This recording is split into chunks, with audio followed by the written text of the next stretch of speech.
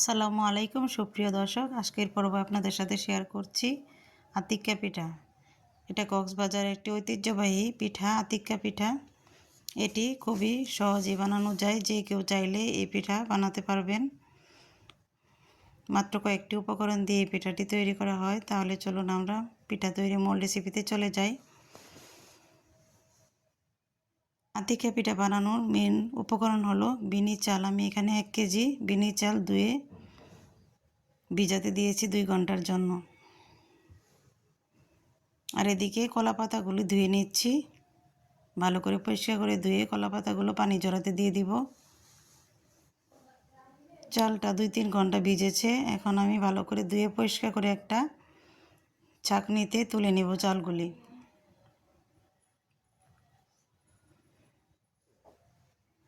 চালগুলি ছাঁকনিতে তুলে নিয়েছি। এখন এটা আমি কিছুক্ষণ ফ্যানের বাতাসে একটু শুকিয়ে নেব।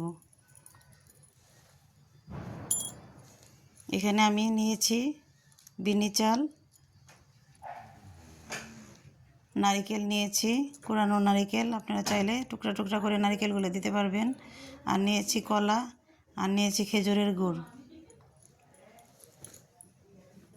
কলাগুলি প্রথমে আমি ছিলে হাত দিয়ে চটকে নিচ্ছি।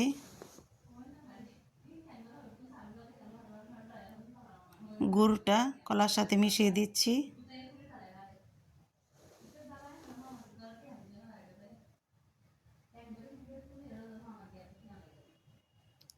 এখন আমি কলার সাথে অন্যান্য উপকরণগুলো অ্যাড করব। নারকেলটা মিশিয়ে নিচ্ছি কলার সাথে।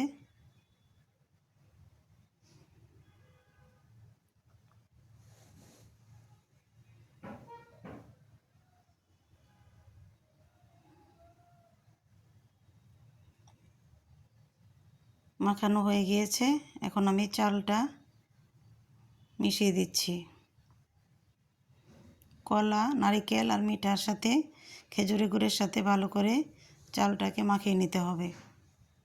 হাত দিয়ে খুব সুন্দর করে সবগুলো উপকরণ একসাথে মাখিয়ে নিচ্ছি। এখন আমি আগে থেকে ধুয়ে রাখা পরিষ্কার কলা পাতার মধ্যে চালগুলো দিচ্ছি আর কলা পাতাটা সুন্দর করে মুড়িয়ে নিচ্ছি। এটা অনেকটা পাটিসাপটার পিঠার মতোই হবে।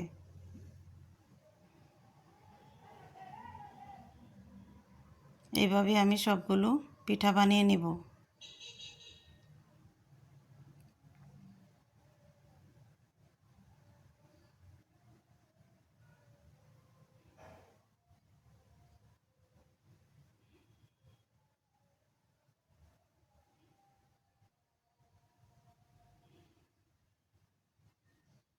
আমি আগে থেকেই চুলায় একটা রাইস কুকারের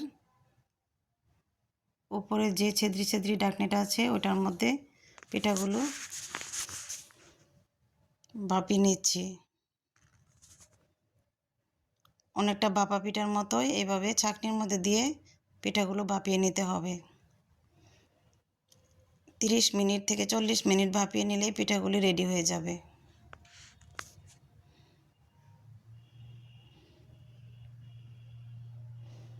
এই যে কিছু পিঠা আমার রেডি হয়ে গিয়েছে।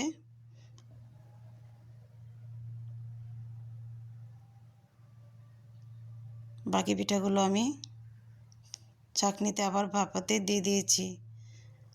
আপনারা চাইলে এই পিঠাগুলি বাসায় তৈরি করতে পারবেন। আমার রেসিপি যদি ভালো লাগে তাহলে অবশ্যই আমার চ্যানেলটি সাবস্ক্রাইব করবেন আর বেল আইকন বাটনটি প্রেস করে রাখবেন। আজ এই পর্যন্তই। আল্লাহ হাফিজ।